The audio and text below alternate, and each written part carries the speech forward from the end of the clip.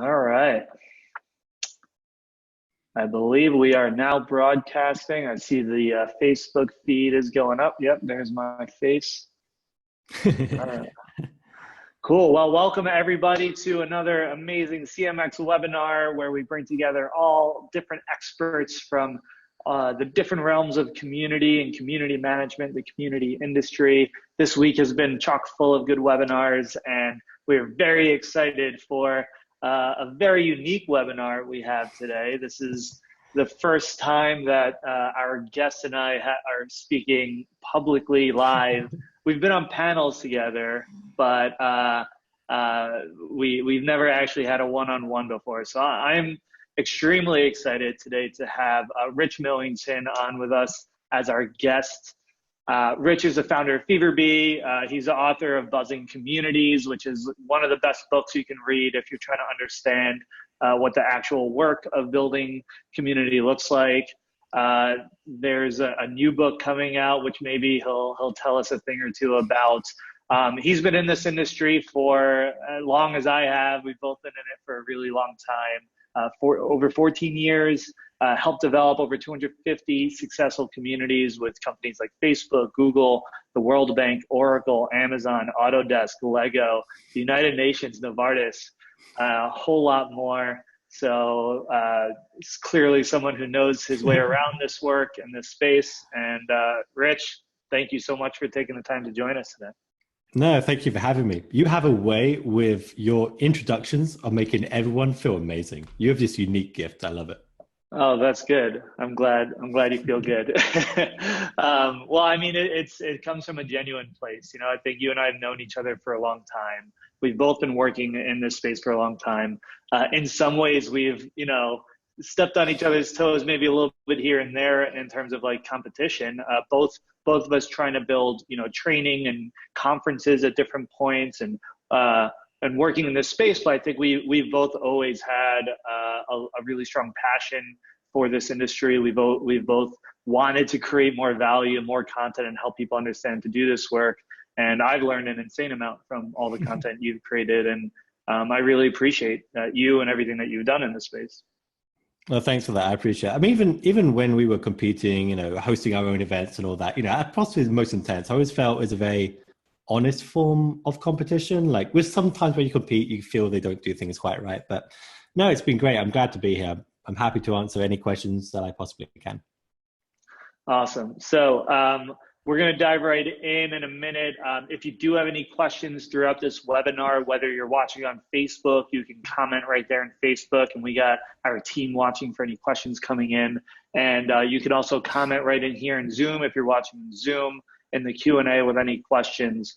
And we'll cover some of those questions at the end, but we'll also keep an eye on them to see if they fit into the current conversation. We have a whole lot of interesting questions to dive into. And just one last note before we start, Rich is also going to be speaking at CMX Summit on the engagement myth, which we'll talk a little bit about here, which is coming up in just a few weeks. And I think last we checked, there are 17 tickets left for the whole event. So if you're thinking about coming, and if you're sold after seeing Rich share his wisdom here and you want more, we hope we'll see you in Portland in just a few weeks. Go to cmxhub.com/summit. All right. So Rich, you ready to dive in? Yeah, let's do it. Okay. So we're gonna go like right into meaty stuff. We're not gonna beat around the bush too much. We're gonna assume most people watching this have some familiarity with community and the community industry. And the biggest question that we've both been working on for 10 plus years and the industry is still trying to figure out is value, right? Like, what is the value of community? Where does it fit into a business? How do we communicate, whether it's ROI or impact, whatever we call it? It's a massive topic. So I want to just dive right into that, like the biggest topic that we hear all the time in the community industry, and hear what are your thoughts? Like, what is the actual value of community to a business? Yeah. I'm so happy with the way the answer to this question has evolved. Like if you remember back, say 5 years ago, around that time, there's a lot of community is just the right thing to be doing, and you should be doing it because it's good and it's noble and it's community and it's good. And that worked really well until your boss started to wonder, well, what does all that mean? And so I think what has happened in the last 5 years, especially, or at least in my opinion, the last 5 years, is that people have begun talking in a more specific sense. So is there value from this community? Is that value greater than the cost of that community? And so that's all been really interesting. Having said that, I think we've been on a journey, or at least I have on my side, where for a long time, I thought you can measure every possible benefit from that community. And I believe that's still true. I still believe that you can measure almost any possible benefit from that community. There's lots of, if you can define it, you can measure it. It's not going to be an easy thing to measure, but you can do it. But what we're seeing more and more is that, I mean, for this book, I interviewed over 100 people for it. And I would say around 3, possibly 3 to 5, had actually a clear ROI of that community. And if ROI is as important as what we claim it is, we would all be out of work by now. What I think is happening is not so much the financial metric that matters, it's the impact. So how does the community impact a metric the organization does care about? And that might be things that are one level removed from the ROI. So customer satisfaction is obviously good. NPS, I hate it, but it's quite well used. Things like leads generated, things like problems resolved, things like that, all the things that are just one level removed from that seem to be what people are chasing. I mean, let me think of a good example. Sam Houston at Bug Crowd. When I was talking to him, he said something really interesting, that the thing that changed everything for him was suddenly realizing that his sales team needed these great testimonials of the hackers within their community. And he could pull that really quickly. And suddenly the community has more value. It wasn't about the ROI metric. The community became a place to get great case studies or great testimonials from the top hackers in the industry. And so it's a lot of little things like that. What I think a lot of people do wrong in this space is they begin in a room somewhere with a sheet of paper and, with that usual strategic advice, which is write down the goal of your community. And what if people don't agree on the goal of the community? What if the goal of that community begins to change? What if the goal isn't clear? Or what if everyone has a different understanding of what the goal could be now and later? And what we found to be a far more successful approach is to begin going out to all of these key stakeholders you have, your boss, your boss's boss, the other colleagues that you work with, and figuring out what are their biggest fears, what are their biggest concerns right now? Not, in terms of the long term of the organization, but right now, what are their biggest concerns? And that's when you start to realize that people in your PR department might want great case studies from the community. People in your sales team want to be able to identify leads from that community. Your product and your engineering team want great feedback and great ideas from that community. And so these are usually the things we're seeing more and more be perceived as the value of that community. So yeah, for sure, you can go down the ROI route and measure that. But in my experience, and definitely our thinking has changed in this recently, it's more about the impact. It's more about those really clear, specific things that benefit your colleagues right now. And that right now does matter. So we were working with an organization not that long ago for an internal community. And the goal of the community was to break down all the knowledge barriers within that organization. And everyone around the table agreed that was a fantastic goal. But when it came to actually taking any action, no one had the actual time to do it. It wasn't a priority for them right now. What was their priority is finding that report that they can't find, or trying to find a better way to do the work they're doing right now. So it's all about figuring out what is the urgency today, what is the thing they have to deal with today, and then aligning the community towards that. Because the community has there's so many different ways a community can be valuable to an organization. And we want to begin with something usually quite small and quite narrow to start with. And to be honest, that's usually these days customer support or idea generation, and then gradually add the number of goals over a period of time. So it might begin at idea generation, then it might be customer success and the ideation space, in customer success, ideation, and whatever that is, customer support. So you can gradually multiply the value of that community without having to dramatically increase the level of engagement if you align it all together with what members do. Does that make sense? Yeah, so there's a whole lot in there. And I think it aligns with a lot of what we see. We usually talk about like recommending that you start with one thing and do that really well before you add more. But I mean, I've also heard you say that it's important to measure this kind of range of different values that a community has. And I think there's a reason for that to be true as well. And I think a challenge that I see is when someone has a problem now, community being something that takes a long time to build up, I almost see it as like you need this like pool that you can pull from. Like you need your cup to be full in order to drink out of it, right? And so if you're not building community on an ongoing basis, then the day when your team's like, well, we really need to drive support or we really need product feedback, if that's the day you start organizing a community, you're not going to have this full cup of engaged members to ask for product feedback or provide support. And by the time you get to actually build that, that's no longer a strong pain point that people have right now.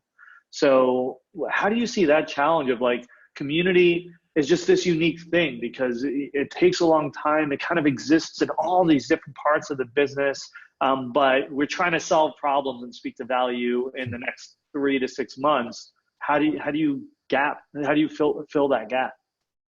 I think it depends on the goal. Like usually when we finish interviewing the stakeholders for a client or whoever else is doing it has finished those interviews, you can usually rank the goals by which ones you can achieve today, which ones are quite quick to achieve, which behaviors are quite easy to create, and those that take a much longer amount of time.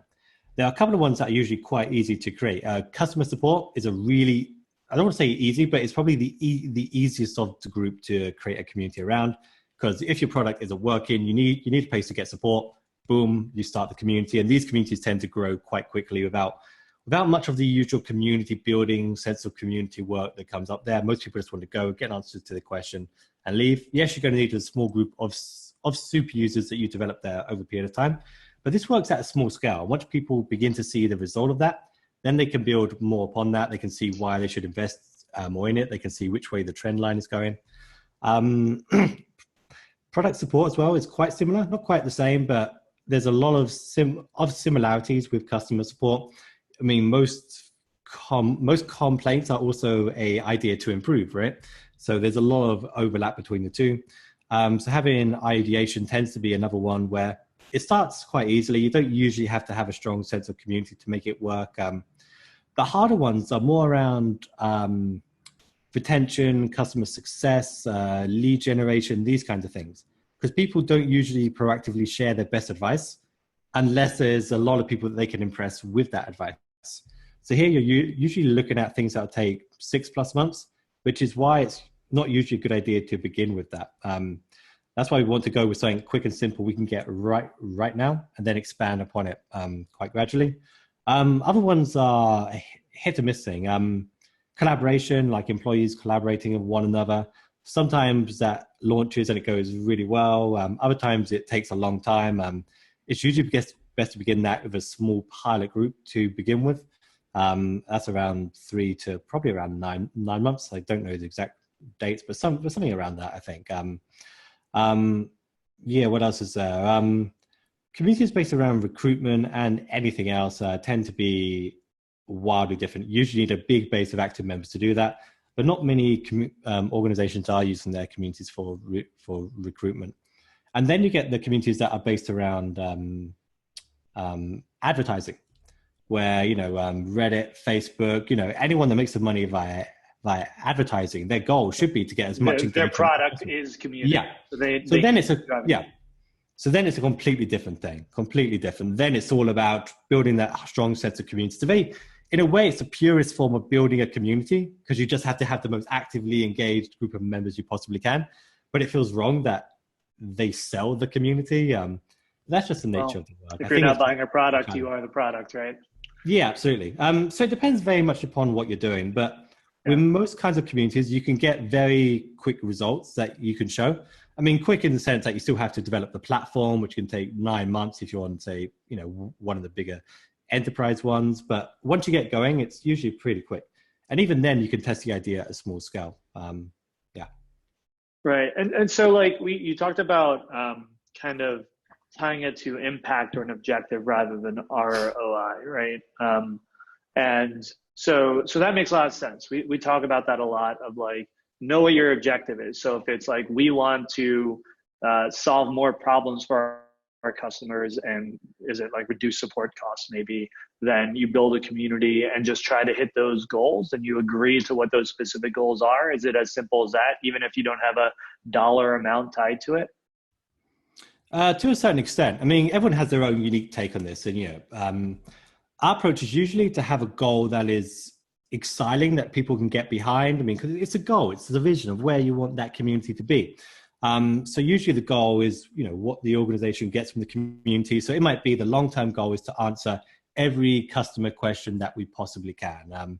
Or it might be to identify the leads that the sales team have missed. Or it might be to make our customers impossible to poach. And then you have the objectives here, which is usually what you want your members to do. So if you want to make your members impossible to poach, it might be by getting members to read the best advice to get the most out of your products. It might be to get your top members to share their best advice in the first place. It might be to get your middle group of members to tag and rate the different advice so you can see what's the best and what's not. So it all ties into that stage, and then the strategy would be what emotion you're going to use to get people to do that. So you might make your top members feel like a superior, exclusive group of insiders. So it all just filters down from that stage. But generally, we try to make the goal something that's quite powerful, that people can get behind. It's quite visual, something that's going to be quite exciting. And we also want to make sure we know where we're going to be in, say, 3 to 5 years. What happens a lot, I think, is that people get very focused on the goal they have today, which is great because they have to really nail that goal. But then they also have to be clear within the organization where the community is going to be, say, 3 years from now, or perhaps 5 years from now. 3 years tends to be, I think, the best option. And so then you can explain, all right, this is what we're going to achieve. This year, we're going to do a really good job on customer support. Next year, we're going to get ideas from the community. And then the year after that, we might do customer success as well, have top members share their best advice. And then once you have that roadmap in place, you know what technology you need to use. You can plan out your technology roadmap based upon that. You know what kind of staffing you need because you know what sections you're going to increase and how it's going to work. You know how many super users you're probably likely to need. So everything just filters out from that roadmap you have, but it changes everything, especially in terms of of what we think a professional should be, when they can explain where the community is going to be in a few years' time, what they need to get there, and make a really specific ask for what they need to get there. So now they're not just saying, oh, I want more resources because I've got a lot more activity within that community. They're being really specific. I need more resources because this is the goal we need to hit this year. And now your boss knows, well, I'm going to give you more resources and these are the results I get. It's not just about the level of engagement. It's about the extra goals you're going to hit over a period of time. I think I drifted from your question a bit there. That's all right. No, so I mean, I think that's right. And I love the advice too. I just want to hone in on that of being forward thinking and showing what this will look like in a year or 2 years. And it's extremely hard, right? Especially in a community, because it's like, I hope we'll get to those points, and finding benchmarks in community is really hard. I mean, I think you're able to provide some interesting insights from your experience, but having that foresight and being able to speak to those goals over time, and then working towards showing how you're working towards that goal is important for every role, for every department, not just for community, but it's especially something that's difficult but important for community. But you know what? Let me just riff on one more part of that, because I think we've been to a lot of companies where the community, where someone has been hired to run that community, and they've been told to drive engagement, and that's what they do. They go to work each day, they respond to the activity that's happening in that community, and they hope that it goes up, but that's pretty much it. And these are the people that tend to stay on the lowest rung of the ladder, the people that don't get the credibility, they don't get the respect, and quite rightly, because they're not doing anything to drive that. Whereas if you go into an organization and be like, okay, this is where we are today, this is where we're going to be like next week, next year, and the mindset changes entirely. People begin to see you in a different way. They see you as someone that's going to drive the community forward, and not just managing this problem and taking care of it out of the way. That seems, I think that's spot on. And it just seems like such a difficult position for you know, in any other role, if you're like Oh yeah, entry level for marketing, you have a CMO who's saying like, here's our goals for the year and here are the big objectives we have to hit. Now go execute, right? sure. But for community, it's usually also the CMO, but they don't know what, like, how to set those community goals. And so it falls on somebody that's, you know, learning this stuff for the first time. They're still figuring out the engagement stuff. And so the community professional ends up having to be both this like wise strategist and an executor. And it just seems like a whole lot. Yeah, but I think we've got good waypoints that we can use for that. I mean, the alternative is that you manage the community for a while, you keep it the way it is, you respond to activity, and then you hope that there's another job role that you can leap ahead at some point. And I think that's just, I think it's a waste of the potential of the community. I think it's a waste of your career if you're going to spend, you know, a couple of years doing that just for the sake of having that couple of years on your LinkedIn or whatever. I think it'd be far more exciting to at least make an effort and push for it. Okay, sure, for the first couple of months, you might not want to go in and be like, yeah, we're not going to do that plan. I'm going to change everything. You might not want to do that. But you can start to put together a roadmap. You can ask your boss, you know, would it be okay if I put together a roadmap of where the community could be in a couple of years and different options? And that's the other thing. It's okay to present different options. You know, with the funding we have now, we can achieve this. But with extra funding, we can achieve this. I mean, a roadmap is also a set of options that people can choose to pursue or not. So I think it would just be far more exciting as a career, as, you know, in terms of going to work every day and being passionate about what you do, to know it's not going to be the same a year from now. You're going to push it, you're going to drive it, you're going to make that community be everything that it can possibly be. And that to me is thrilling. That would be the most exciting thing you can do, right? So for someone who's going to do that, how do they know what that roadmap looks like? I know you have some resources. Maybe you can just share specific things. But if I'm a community professional and my boss is telling me, you know, drive engagement, and I want to like take a step back and say, well, what's our roadmap? What are we working towards? What are our objectives? How do I get clarity on what this looks like in the next year? Yeah, sure. I mean, I don't want to plug like my course or like your course No, here, but go for it. Plug away. I think there's a lot of things that I didn't know when I first began doing community, which would have helped to know. So having courses like we do and the Roundtable and a few other companies have, I think it's really useful because you can learn the questions you can learn the answers to questions you don't even think to ask. And I think that's a really useful thing to have. I think with organizations like yours, CMX, you can ask what their roadmap looks like. I find most people are willing to take a coffee and explain what they're planning this year, what kind of resources it tends to take, what are the benchmarks you can aim for. I think that really helps. And also just spending time, like really just talking to people that are in the community space, seeing how other organizations have handled this. I mean, we a while back published a massive list of every big brand community that we could find. So you can scroll through lists like that or whatever list you have and start clicking and seeing what's on their community today. What did it begin with? So we find if you go to the archive.org of any of these online communities and you look what they were like when they launched, usually there was one clear goal that they wanted to hit. And so they achieved that goal and then they move on to the next thing. And you can trace their entire history through that. You can compare it to you. You can make a reasonable estimate about the number of resources they invested in that by the number of staff they had participating, by the platform that they use. I mean, it's easy to see the progression of that. So I begin there. I look at what the most similar organizations to yours have done and then proceeded quite steadily. The one big thing is that there's a difference with customer support. I mean, customer support is its own kind of thing at times, because people tend to do a big launch with a big expensive platform to begin with. Not many begin with a Facebook group for that one. But outside of that, yeah, you can see a steady progression there. Even some of the largest organizations are now, you know, still upgrading from one platform to the next. So you can see what that looks like and what their resources need. Yeah. Awesome. We have loads of questions coming in, so I'm going to try to get to everyone. Yeah. I wanted to briefly, if we can, get your opinion. So one way that I think about value in community, or that I see businesses thinking about it, is there's like the value of the member. So like that member's lifetime value. Does the member themselves of the community spend more, become more loyal, right? That retention component. And then there's a value created by the member, which you described. You know, you'll need that core group of people who are answering questions for others, or your community of ambassadors who are bringing in other people, or the group of people who are giving you product feedback. So they're creating value. rather than looking at like the value of themselves and how much they're spending. Do you have a preference of which one is a more effective way of understanding the value of community? I find generally there's a difference between, I'm trying to think of a way of saying this, but I don't mean this in an offensive way, but I find the Silicon Valley technology crowd a bit different from, say, most of the Western Europe and East Coast of the USA. Whereas I don't mean that in an offensive way. It's just a different mindset and how people think about it.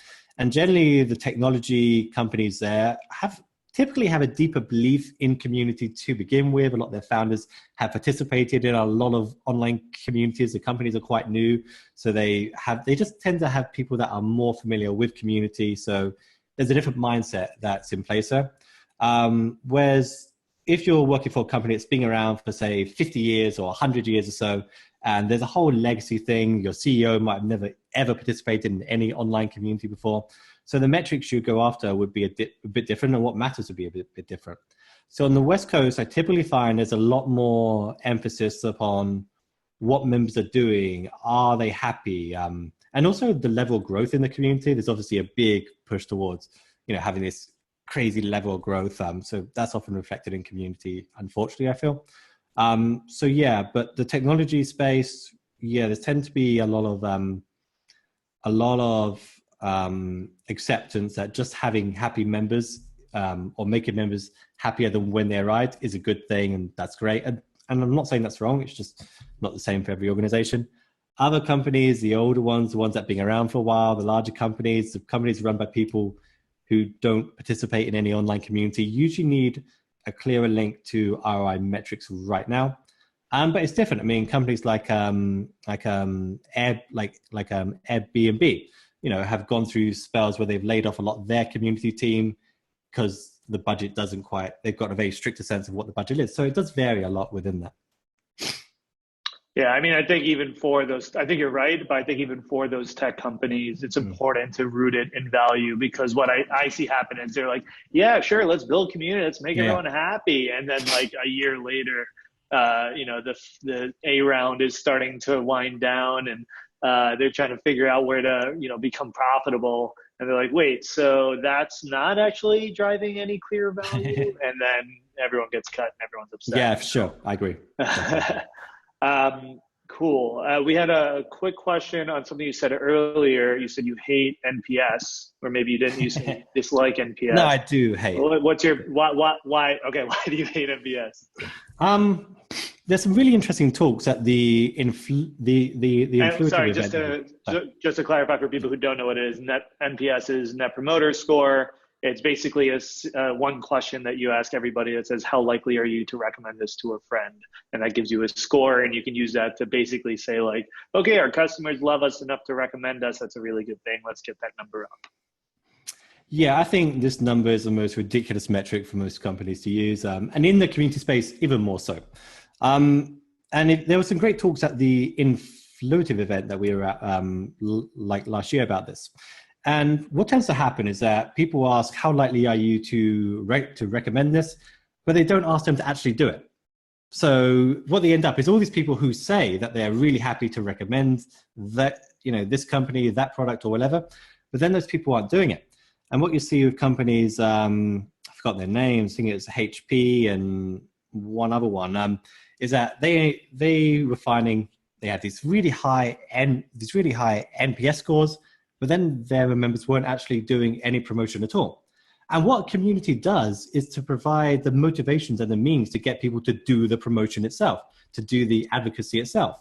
So if you can provide the right incentives, and certain platforms like Influitive are really good for this, you get people into a group, the people that have said that they, if you do a survey of all your members, you find out who your, net promoters are, you invite them into a separate group, and then you give them tasks or reward for advocating on your behalf.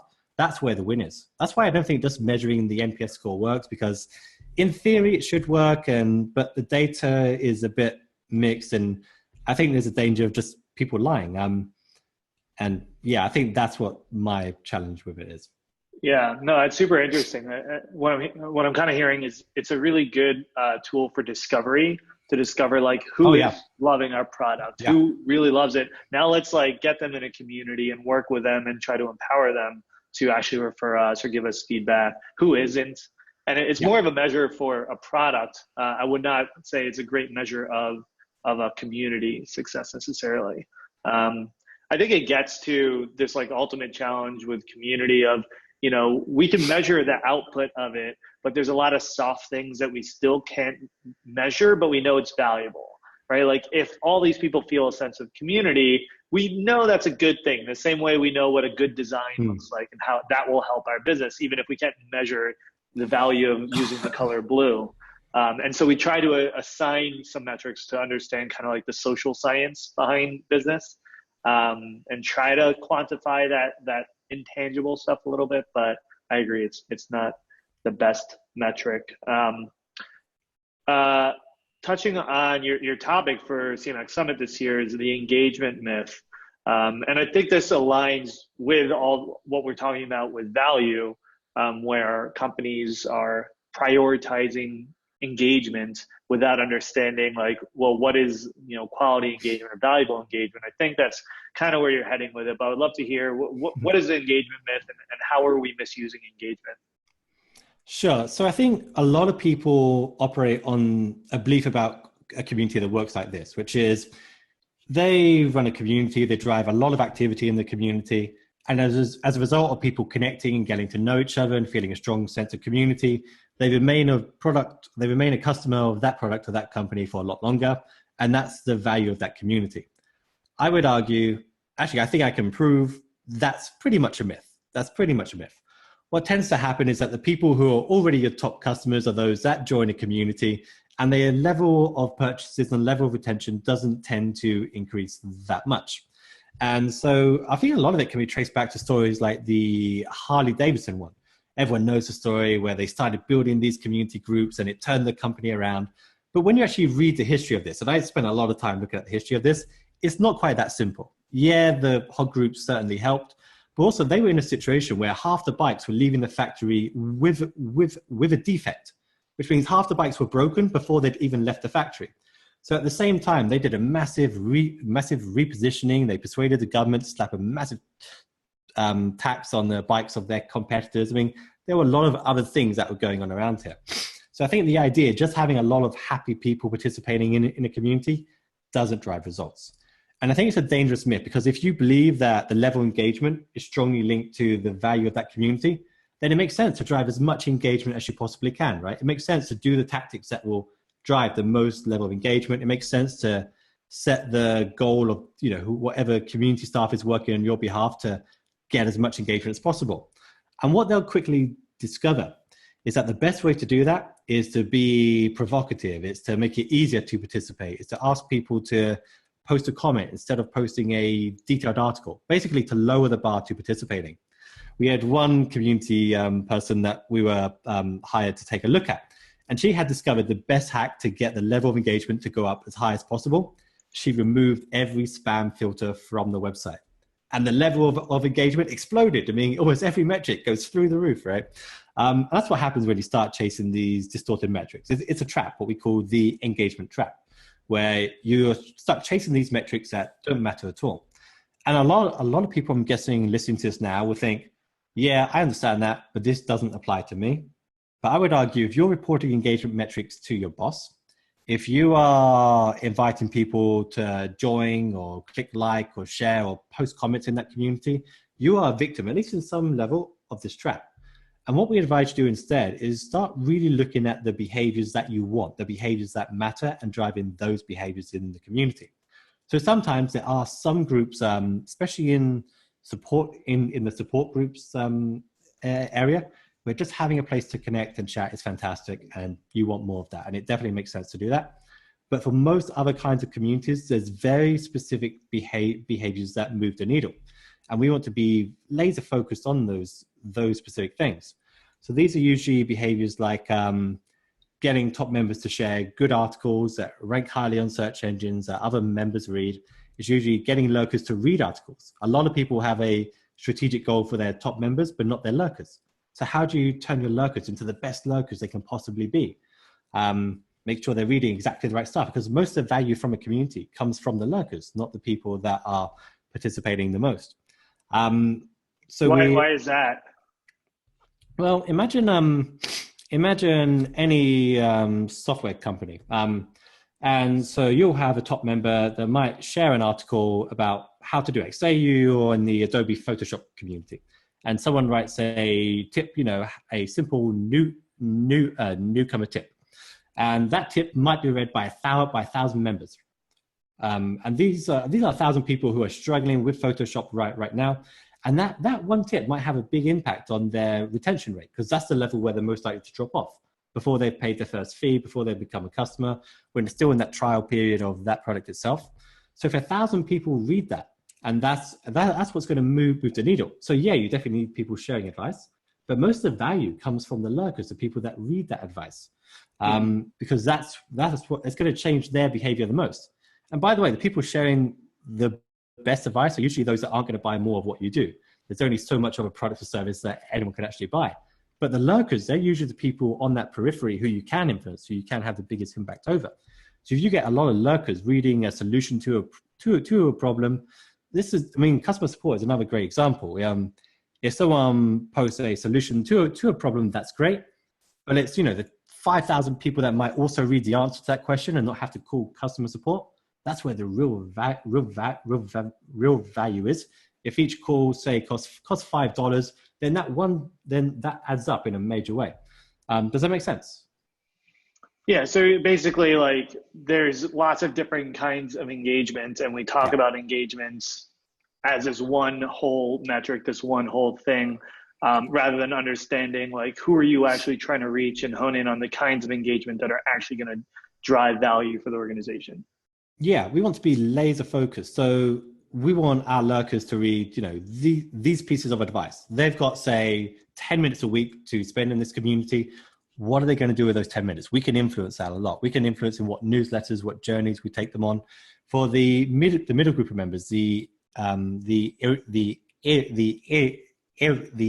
irregulars, as we call them.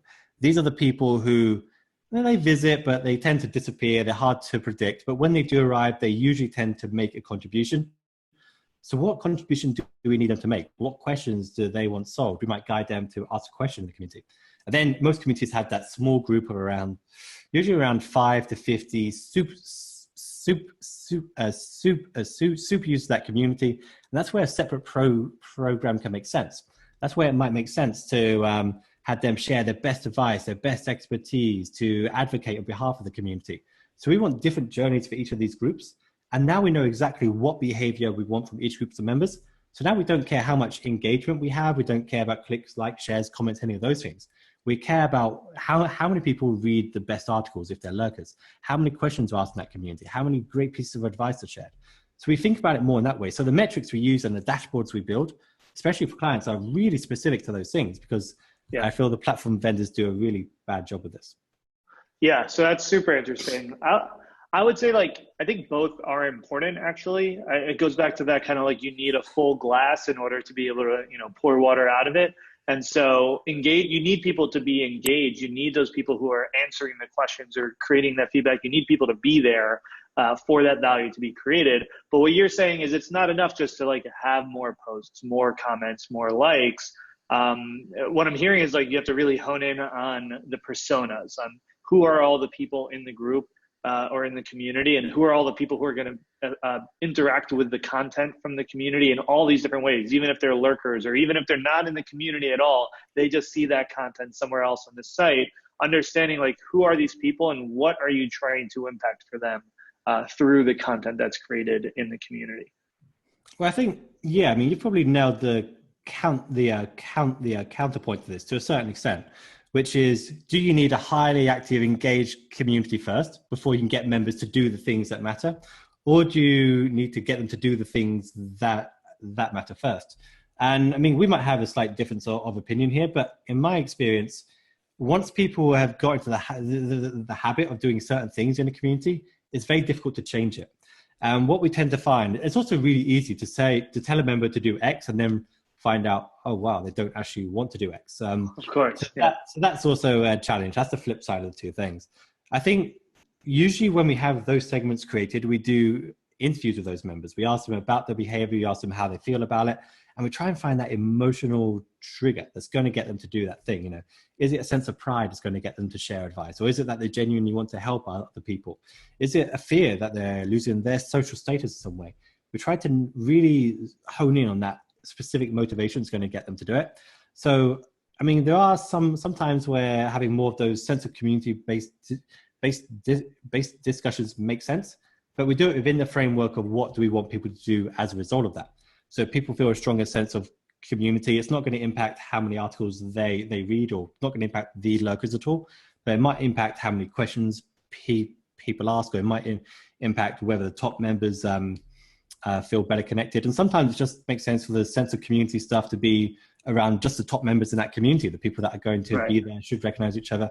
So we put it more into that framework. So I think we're talking along the same lines, just with a slightly different perspective. Yeah, I think, it's like you want to know who you're trying to build engagement for. Engagement generally, it shouldn't be the goal. It's who specifically are you trying to engage and why. And then great, do all the engagement things, build community, build a sense of community, but make sure you're doing it for the right people and to create the right content and value. I like that a lot. Awesome. I mean, I have 1,000 more questions, so we're going to have to table some of them for our next discussion, because I want to bring in some of these questions from the community. We have lots of good ones. Again, if you have questions, you can post it here in the chat, in the Q&A, or in the Facebook group. Sophie asked, what would you say is the ideal member count to start your community? Would you treat these founding members differently later on to keep strong relationships with them? Yeah, there's some good data on this. Again, it depends what kind of community that you're building. Customer support, it doesn't really care, but the key thing with customer support is that you usually need a large base of members a large base of customers to begin with. If you don't have enough customers, and a customer support community doesn't work. So I think it's around 100,000 or something around that level for 100,000 customers. Yeah, I mean, it does vary a little bit at the high enterprise level, of course. There are some communities that do an amazing job, but I think it's around 100,000, something like that. Aside from that, if you're based around success or getting people to share great advice with one another, or ideation, things like that, you're usually looking to start extremely small and test the idea first. I think it's fantastic to test the idea in a Facebook group or WhatsApp group, just some way we can test that people are actually willing to do these things first. That's a great way to test the idea, test that you can keep their attention, test that you can keep them actively participating. Because if you can't keep them engaged when the community is small, there's no reason to think you can keep them engaged when it's big. So usually our approach is to interview around 25 to 50 members of the target audience. And then it's those same people that we will invite to join the community. So those 25, 50 help us refine the concept of that community, what it's about, who it's for, what's going to happen, and also what's the edge that it's going to push. What's going to make this community completely unique and different within its field? What's going to make it the only community of its kind in such a way that it just explodes to life? So you just usually around 50 members. But by the way, to do that, you need to reach out usually to around 250 in the first place, because most people just don't respond. So usually around 50 to get started, and then grow quite steadily. There's like a short window. We have to go from 50 usually to around 500 in a couple of months. If you don't hit that, the motivation and the momentum just seems to tail off, and that's not good. Hope that helps. Yeah, so I'm curious, like really briefly, why do you think that number is so high for support? Is it just like you need enough people that can answer the wide range of questions that might come? Yeah, it's a law of large numbers to a certain extent. A lot of people, the questions that tend to get asked are often the questions that they can't easily find on the FAQ. So you need a large base of people that have been through lots of different situations that can answer those things. And also you find, the bigger the target audience you have, the more people are likely to be able to spend those time responding to every question that comes up. In the speed of response is important. Yeah. But there are some tech companies that do an amazing job of building their community that I'm pretty certain have way less than that. But 100,000, I mean, we don't actually have much research behind this, more of a general observation. I think it's like the container you set though too, right? Like if you're trying to provide support to everybody and like have this really intense system, then you need a lot of people. But if you can like focus, like you said, on like smaller group with a very specific problem. You don't need Yeah. a ton of people for that. You just need to have the right space and the right engagement. Yeah. Cool. We're going to try to run through these questions a little Sure. quick. Katie asks, can you elaborate on managing the subject matter experts on the team? She's specifically looking for insights on if you assign posts to write, how many levels of subject matter review of content is helpful, how do you manage egos, kind of give us general advice on working with subject matter experts. Oh man, we have so much experience of this at the World Bank. Subject matter experts usually don't care about the community much because, and it depends on what kind of field they're in. But if they're at the academic stage, then usually they don't care about the community because they care about recognition from other academics, and that's a big issue because usually you have to find ways to hook them into the community, and that could be by communifying the content you have. So generally, I think it's a bad idea to tell people, write about this, write about that, because when you do that, they're not going to feel any sense of autonomy behind it. They're not going to put in the best effort behind it. You want them to do it because they want to do it. You've got to find out that motivation, that trigger that's going to suck them into doing it. Is it a sense of pride? So does their live webinar get more attendees than another webinar that you have with another expert? That sense of jealousy as well tends to work quite well with the experts we find. Is it a case of taking their existing content they have and then turning that into a FAQ, turning that into an Ask Me Anything debate, turning that into something that's more accessible to a community? So there are many different ways of taking any content that they produce, especially if they're producing it anyway, and putting it in the community. Otherwise, you've got to find that trigger. What is it? What's going to get them to really participate? And yeah, usually pride, I think we're seeing work quite well. Jealousy has worked quite well. Some sort of competition, leaderboards, things like that tend to be quite a successful tactic. We found asking people to do it because it helps the community doesn't always help. Appealing to vanity as well, being like, there's a problem that no one else can solve.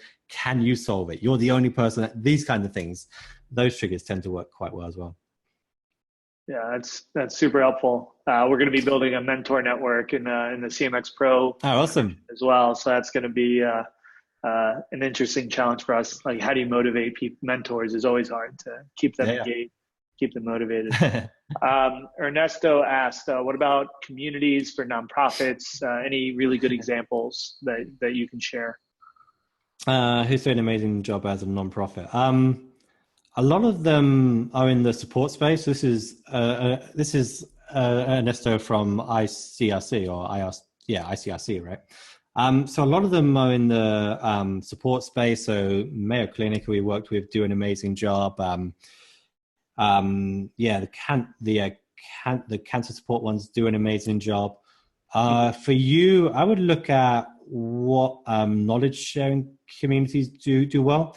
There's lots of organizations like Craft and people in the KM space that do an incredible job of getting people to share knowledge and expertise in the community of practice space. So I would look around that. KM Hub, KM for Dev, those kinds of online communities would be worth looking at.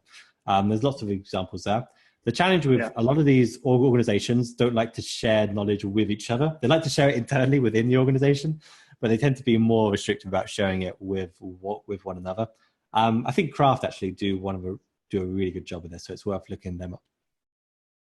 Awesome. Yeah, really good examples. I find the health-based ones are some of the most powerful communities. Yeah, they do an amazing job. Like health and support. It's just meaningful work, and it's such a strong fabric for a community to form around as well. I love it.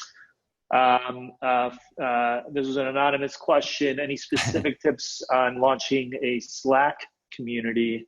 Is it even a good idea? We haven't been doing that much work on Slack. I mean, I'm trying to think who's done it well. I think Wistia perhaps are an organization that moved their community to Slack. I didn't think it was a good idea at the time, but I think that they've made it work. I think their community manager just left actually, but I think that she did an amazing job there. I think she got it working really well. I think the challenge with Slack is you've got to appreciate that most people, if you go with Slack, you're going to have less people that participate, but they participate a lot more. And if that works really well for certain kinds of groups, a super user group or a group of top experts in the field. If you want, one of the best things you can do with Slack is get all the top experts in your field in a group together where they participate. Because if you want the top experts in any field to participate, you build a group just for the top experts in that field, and they tend to participate. So that's what a good use of it is. I think Slack is surprisingly expensive when you run the numbers at a large scale. So I usually wouldn't recommend it. But that said, I think we're moving away from forum technology as well to a certain extent. So I'm not altogether against it.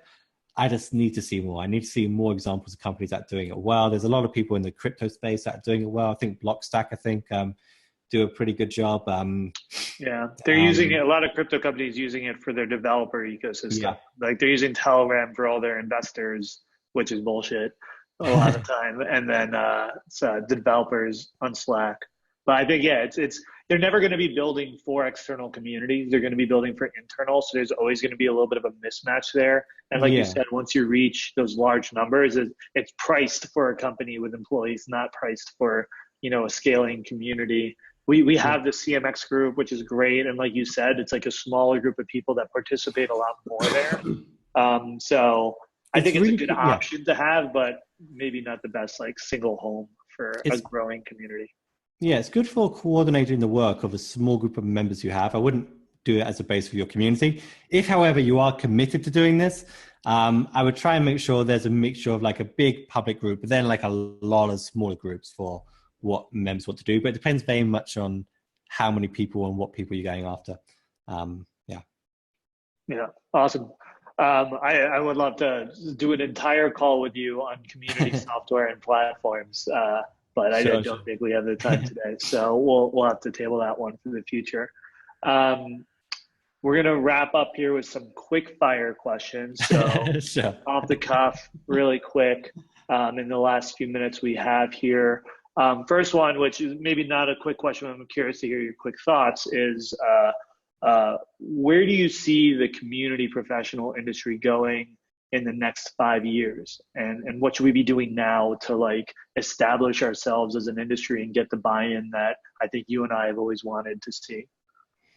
I think it's easy to make a big prediction upon this, but if I were to look at the current trends I see and just extrapolate from that in 5 years, I think there'll be a slightly larger number of full-time community professionals working on platforms, with big communities, Lithium Drive, largely technology companies as well. So probably around, 5 to 10,000 at that level. I think there'll be a much larger base of people running groups in different forms, WhatsApp, Telegram. There's a huge surge in this space. I'm expecting a lot more part-time or people doing it as part of their job. I'm expecting that to grow a lot. That's one of the things I'm seeing. I made a couple of notes on this. I think we're going to see more platforms on a specific use case. I think the forum-style discussions are starting to fade out, and I think platforms like Influitive are interesting. I don't like everything about the platform, but for what it does, it's good, and I can see how that makes sense. I think we're going to see the price point come down on a lot of platforms because it's clearly not sustainable the way it is right now. I also think we're probably going to find that the notion of community and social media and social media tend to blend in a lot more. I know I've always been there saying they're two completely different things, and I believe that they are. But the counterpoint to that is that we're often dealing with the same people. So does it make sense to have, if you go to a community, I'm going to talk to you. But if you talk to us on Twitter or somewhere else, then someone else is going to talk to you. I'm not sure that completely makes sense, and it does vary a lot. So I think we're going to see a lot more overlap in that work. So I'd probably say those are the big trends. There's a lot of other things I can guess at, but just looking at extrapolating from the current trends, that's what I would guess. You nailed a few of the trends that I'm going to be talking about at QX Summit. Awesome. Yeah, I think same page. And it's funny, the social media thing is something I'm like, oh shit, are we really going to, we've been saying for years that community is not social media, but I agree. If you think of it as like, this is your ecosystem of people, what are all the touch points we have with them? It's starting to make sense again. I think. You know what? It's just about being realistic about what we want the space to be and what the space is. And, there are times where I think we compromise and times that we don't. So ideally, we'd all love to be building these purist communities with a powerful sense of community and doing things like that. I'm sure we'd all love to be. But at the same time, companies need to get a result from that community. And that's not always the best way to do it. And I think this is one of those situations where social media, there's so much to dislike about it, especially now. And I get all that stuff. But at the same time, like there's a huge opportunity there. There's still our members that are still connecting on a platform that we can see and we have access to. So why are we not participating there? Why are we not on the same topic on Reddit? Why are we not on all these other platforms that exist? Like, it feels like more and more it makes sense, and we might have to reconsider the nature of what community is and what that means. And that goes for me more than anybody else. I mean, I've definitely been saying they're two completely different things, but I think just with the clients and everything, that's what we're saying. Well, we'll need a beer to continue that conversation. Definitely agree. All right. I knew that wasn't going to be a quick one, but these next ones will be. Yeah, sure. I'll be quick. What's one book that has changed your life? Damn. I'm putting you a little bit on a spot here. So no, I think one of the first Seth Godin books, I think Permission Marketing, I think was probably the single book, because I was at university, I was studying marketing, and then I read his book, which is everything that you just spent years paying for and learning is complete crap, and this is what makes sense. And you know what? I read that, I started the blog, that changed my life. So yeah. Awesome. Yeah, it's a great one. We're getting a lot of comments that people want a conference in Europe. So Rich, I think we might have to start one up again together. I'd love to do that again. We'll do it together this time. Awesome. And next question, who is a big inspiration for you in the community world right now? Aside from you, of course,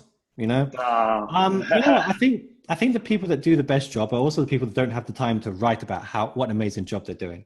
I think Brian Alterix does a fantastic job, and no one really knows who he is, but if you look at his community, I rate it as the best community around for a top brand like right now. I think it's fantastic. I think Colleen Young at Mayo Clinic does an amazing job. There's very few people that have gone into a dying online community and completely turned it around. That's what makes her amazing. Alison at Fitbit, Alison at Spotify now, did an amazing job. Yeah, did an amazing job at Fitbit, and I'm sure she's going to do an amazing job at Spotify as well. Who else does an amazing job? There's someone else. I think Phoebe at Facebook, in terms of getting internal support, in terms of just naturally being good with people and being strong and assertive and fighting for her community managers, just does an absolutely incredible job. I mean, there's more. I know I'm missing out so many of you, my clients. I'm sorry I'm not mentioning you, but I think those people really are just outstanding at what they do. Really outstanding. Yeah, no, those are all incredible people, all people I've learned a ton from as well. Some of them have done expert calls with us in CMX Pro already. Awesome. Amazing people to learn from. And I love that you shared people who don't always get a big spotlight. Sometimes it's the authors and the speakers that get a lot of it, but they're doing incredible work. And finally, the easiest question of all, if you can sum up all of your lessons in community management and community building from your entire career into one key message that you would want to leave the world with if you were to disappear tomorrow, what would that one message be?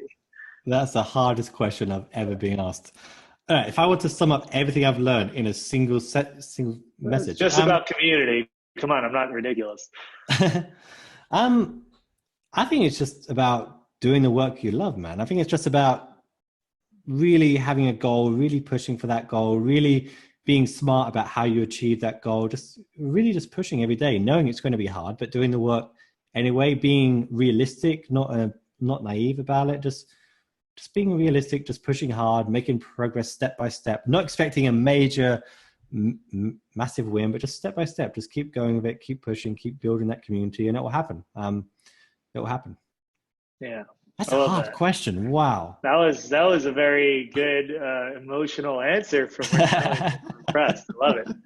Awesome. Well, we're right at time here. So just to wrap up, where can people find you and where can they find your new book? If you want to just say a quick word about what's coming out. Yeah, sure. So the new book, The Indispensable Community, will be out next week. I know I interviewed a lot of you for it. So that'll be out next week on Amazon.com. You can find out more about me at feverbee.com.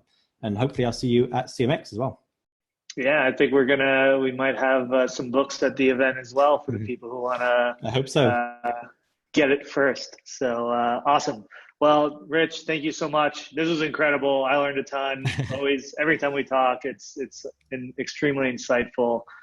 So appreciate you taking the time. Appreciate everything you shared, everything you continue to do in this space. Like as someone else is also trying to like push this space forward, like knowing you're also there pushing forward and we're all working on it together. It's like, okay, we're not doing it alone. And I just really appreciate all the work you do. No, thank you so much for inviting me. And it's always been great to work, with you or against you. Like it's always been like great to have someone else out there that shares a similar mindset as well. So thank you so much, and I hope to see everyone at CMX. It's been great to work against you too, Rich. All right. Thanks, everybody. Thanks, everyone, for joining, all the great questions and comments. We'll see you at our next webinar, and we'll see a lot of you at CMX Summit. Otherwise, we'll see you in the community online. All right. Thanks, everybody. Have a good day.